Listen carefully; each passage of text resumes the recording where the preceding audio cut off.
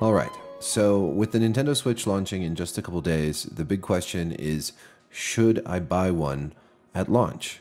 Should I buy this brand new system that is, even with, review units out there, still pretty much untested? There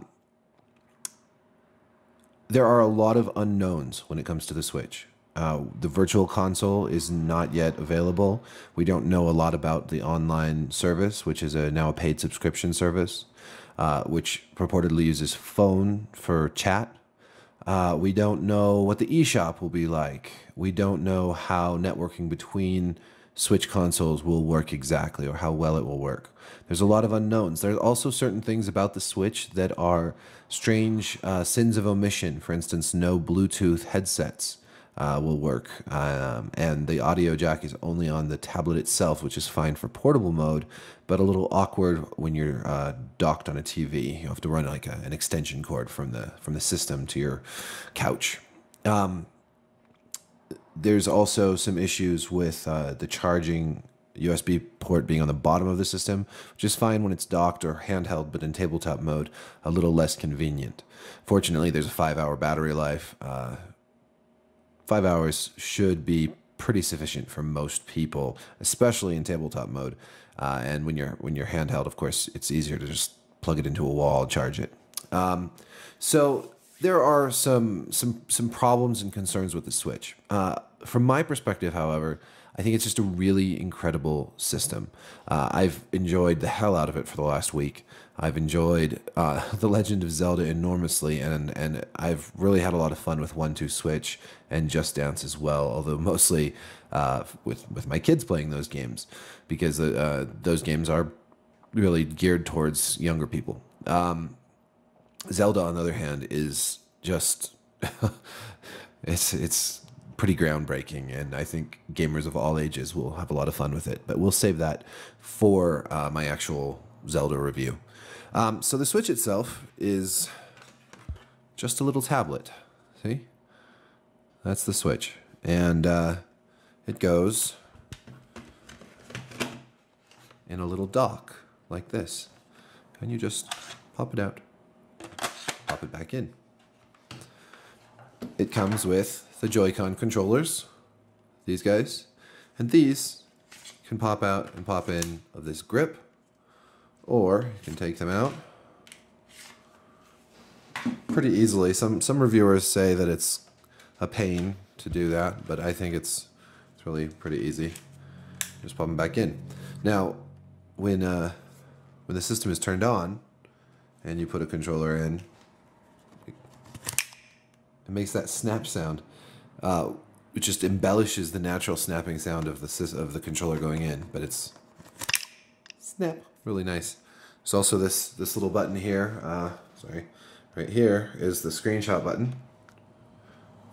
And in a game, it'll make a nice little click. But it's really easy to view screenshots. You can go to the home button. Press that 3 times. Okay, so here's the Zelda save screen. What if you can take a capture there?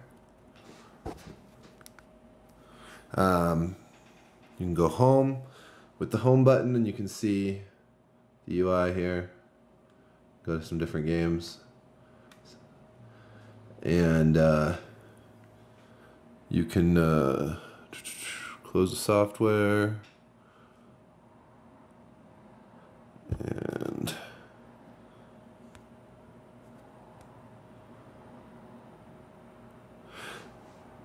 you can look at your Nintendo account and some other things. Anyways, it's all very easy to navigate. There's not a lot going on here yet. That's another kind of big thing about the Switch. There's no Netflix. There's not even any word of really like Netflix or those apps will be even available. Down at the bottom here, and you can go to your screenshot gallery. You can see I have a lot of screenshots of Zelda. I'm not gonna show you any more, that would be spoilers. But anyways, that's what you've got there. And back home. And then, if I had this hooked up, if I had the dock hooked up right now, you could just pop it back in and play on your TV. You'll also see there's a little kickstand here at the back. This allows you to set it down in tabletop mode, and you can play games like 1-2 Switch, where you take off the controllers and you have sword fights and duels and things like that. So that's all really easy, and with the click of the power button, you put it back to sleep. The whole thing with the controller, you know, and the power cable, if I'm carrying the dock, I mean, that's it. I can hold it all in my hand really easily. If you don't bring the dock with you, you know, it's this. That's all you have to bring. So it really makes console gaming a viable on-the-go option, and that is pretty cool. You know, honestly, it would be cool if Sony made a PlayStation 4 Switch. That probably won't ever happen, as they are going to keep beating the PS Vita horse to death. So yeah, so that's the Switch, and I really like it. I do have one sort of horror story to tell. A couple days ago, when I went to play some Zelda in docked mode, I went and I pressed the power button, and the system did not turn on. And I thought, well, maybe it had died. And so I took it out of the dock. I took the power cable out. I plugged it directly into the wall. First, I made sure that the cable and the outlet were working with my phone, which uses USB-C as well. And then I still didn't get anything, so I contacted Nintendo, and they gave me a solution to try, which was to hold down the power button for 15 seconds, let go, and then press power again. I did that and it didn't work, but I did it again just to make sure, and the second time it did work, and the system fired back up. So this was kind of worrisome, and I think it still is a little worrisome, just because, like, you know, after a few days of use, why is my system not turning on at all? Fortunately, it works fine now. I haven't had that problem again. But, you know, this is something to think about when you're thinking of buying a Switch, along with all the other big questions we don't know. How reliable is it? And this is a question with all new hardware. I mean, certainly, you know, Galaxy Note 7 buyers had no clue that they would catch fire randomly. And yeah, I'm not suggesting that this will catch fire, but there could be other issues like the one I experienced, or it could be a totally isolated incident, and I just don't know. The fact is, 2 days before launch, I don't know a lot of things. We don't know. Nobody knows so many things about the Switch that anybody who wants to wait and not purchase one on day one would be more than justified. I am going to buy one at launch if I can get my hands on one, because, I mean, for one thing, because of Zelda. That is probably the most impressive launch title I've ever seen with a console. I mean, there's some other good ones, but by and large, launch titles are not usually that great, and you have to wait a while for the really good games to come out. Well, that is not the case with the Switch. Though you could still play it on the Wii U. I think that I would rather have it on the Switch, because just that ability to just, you know, take it with you, take it on the bus, take it on the train, take it out, you know, take it between your office and your home. I mean, it's really pretty phenomenal. It's just as a portable video game console, the Switch is just amazing. I mean, it's got this big screen. It's very crisp. It looks great. So, you know, I can't wait to have more than one, actually. Or have friends that have one, maybe. You know, just to get together and play games, almost like a LAN party, but with little handhelds, and to play games like Mario Kart. You know, hopefully a new Metroid at some point. Maybe some sort of co-op, you know, co-op games like Borderlands would be really cool on this. So there's just a lot of potential with the Switch, and I find it to be just an incredibly impressive, sleek system. It feels good to hold. It looks good. The last sort of caveat there is that in TV mode, especially, not so much in handheld mode, but in TV mode, there are points in Zelda where the frame rate really dips, when there's a lot of grass waving in the wind and maybe rain coming down or other effects going on. You can see a noticeable drop below 30 frames per second, and I think it's a little less noticeable in handheld mode. What that means for future games, I don't know. That Zelda is an awfully ambitious game for this hardware, especially, I think. And honestly, it's just a little distracting at times. It's not a big deal, at least not to me. For some people, this will be a big deal.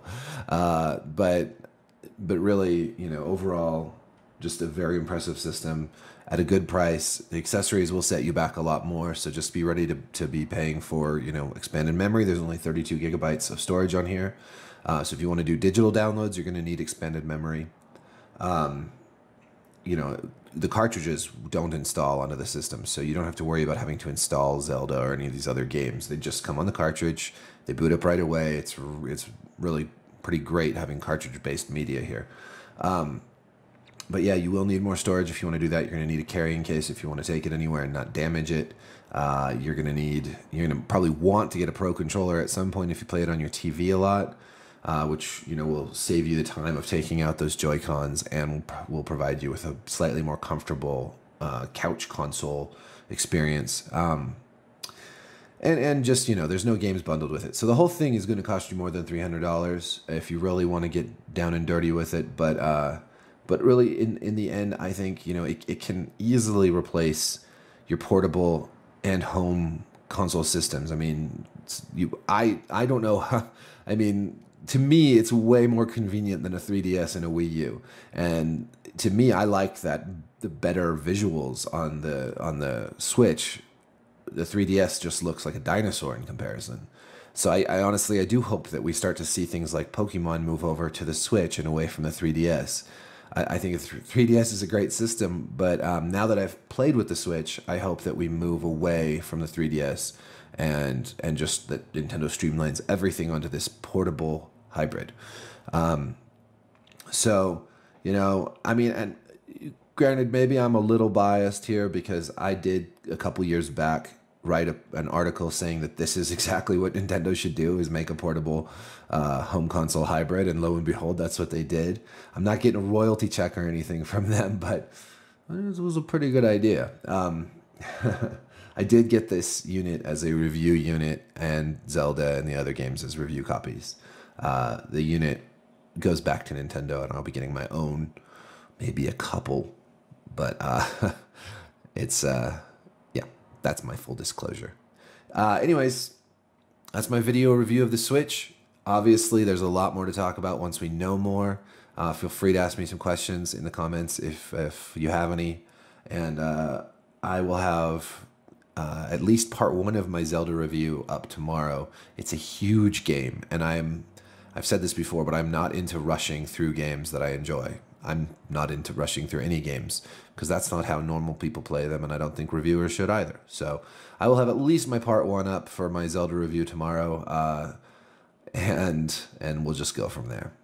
Anyways, thanks for watching. Peace.